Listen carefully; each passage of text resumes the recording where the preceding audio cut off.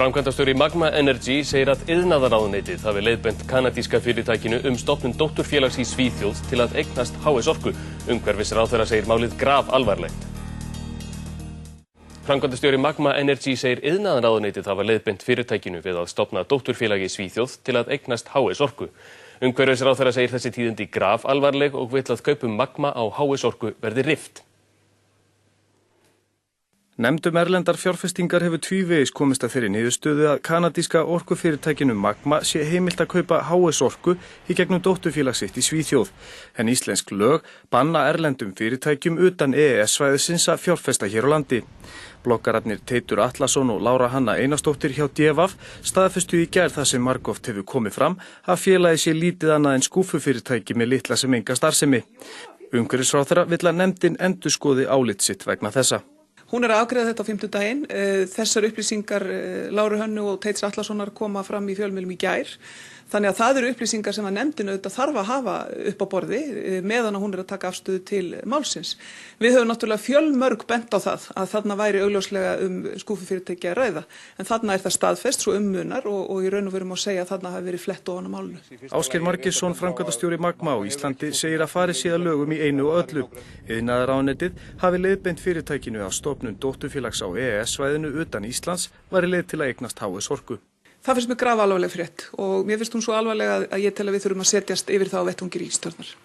Ert þú á þeirri skoðun að það eigi að rifta þessari sölu? Ég myndi helst vilja sjá það, já. Ég myndi helst vilja sjá auðvitað að allar auðlindir Íslands séu í eigu þjóðarinnar og að íslenska þjóðin fái rentur af þeim auðlindum og það þýðir þar með að orkufyrirtækin séu í eigu Íslendinga og íslensku þjóðarinnar, já.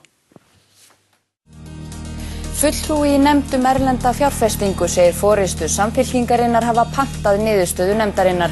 Nefndin hafi vitað að félag Magma Energy í Svíþjóð væri skúffufyrirtæki, stofnað að höfðu samráði við iðnaðarráðuneytið. Nefnd erlenda fjárfestingu skilaði áliti sem var pantað af forystu Samfylkingarinnar. Þetta segir fulltrúi borgararhreyfingarinnar í nefndinni.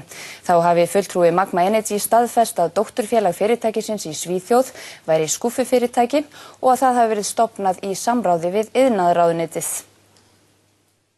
Nefnd erlenda fjárfestingu klofnaði í afstöðu sinni til kaupa kanadíska fyrirtækisins Magma Energy á HS Orku í gegnum dótturfélag í Svíþjóð.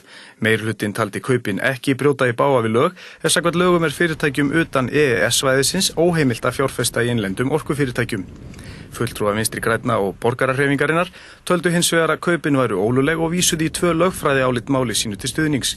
Fulltrúi borgararhreyfingarinnar segir álit meirihlutans hafa verið pantað af forystu Samfylkingarinnar. Það var mun skilningur að meirihluti nefndarinnar, ég og Samfylking, Unnur Kristjánsdóttir Samfylkingunni og Silja Bára, við varum sammála það að þetta væri einkennileg meðferð á lögunum og væri vafasamt að þetta stæðist lögum erlenda fjárfestingu. Síðan eftir að þetta farið í gang og Unnur tala við sitt bakland að þá kemur það í ljós að hún hefur huga á að samþykkja þetta sem eðlilega viðskiptahætti. Þá segir Björk að formaður nefndarinnar og fulltrúi Samfylkingar hafi bannað nefndarmönnum að tjá sig störf nefndarinnar opinberlega. Jafnframt komi viðbrögð umhverfisráðherra á óvart þar sem fulltrúi Magma hafi fyrir þó nokkru síðan staðfest að félagið í Svíþjóð væri skúffufyrirtæki og að það hafi verið stofnað í samráði við iðnaðarráðuneytið. Það var hluti af þeim upplýsingum sem við fengum frá Magma á sínum tíma, þannig að það lá ljóst fyrir hjá nefndinni. Ég held að meginu alveg segja það núna þar sem að það er orðið opinbert í fjölmiðlum. Þannig að nefndin er búin að vita þetta lengi að þetta sé sýndargjörningur í rauninni. Mér finnst þessi vinnubrögð vægast sagt einkennileg og mjög einkennilegt þegar það eru svona vafamál sem að varða hagsmuni þjóðarinnar að það skuli ekki vera vilji fyrir því hjá núverandi meirihluta og bara öllum flokkum í rauninni að vilja skoða það í kjölinn.